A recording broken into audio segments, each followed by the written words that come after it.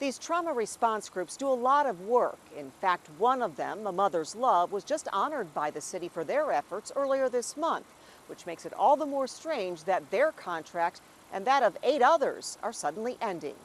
Just this week, a major trauma response to a Minneapolis family who lost 3 of their loved ones to homicide. A Mother's Love was there when the shootings happened on Irving and has sat beside them all week.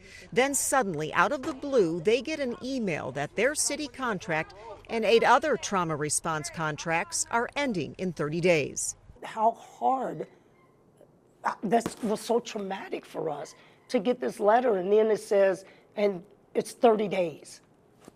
These families will not have even buried their loved ones in 30 days.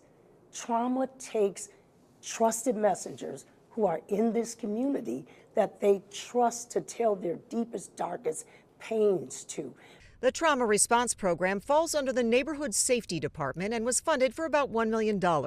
I'm told NSD did not get an expected $4 million in rollover funding from the city. It's an expected amount, but not guaranteed. The money comes from the city's general fund, and the city says the fund is low, due in part to police and fire overtime. Fox 9 was also told property taxes collected were lower than anticipated. We were not provided, though, with all the reasons. In any case, NSD says they're having to make up that loss in several ways. So some of the money will be made up in not issuing new work orders this year in areas of the city where we have data to show there's needs. We're also not extending some contracts that are expiring this spring, for example, or even into the summer. But NSD says there is also a big shift from prevention and trauma response to just the prevention portion, known as gun violence intervention. And so the point of the GVI and YGVI program is to interact and intervene with those most at risk of being a victim or causing a homicide.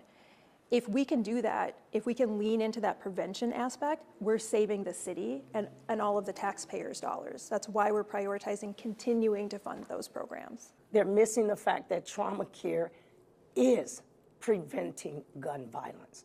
We are the first line of defense. Everybody else get it after we're already there and dealing with it on the ground and helping people make it through it. And we continue that work all the way in as long as the family needs us.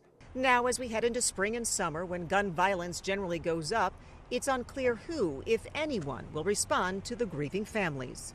And I know a lot of organizations do this work regardless of if they have funding or not. I don't know if that's going to be the situation for all of these organizations, but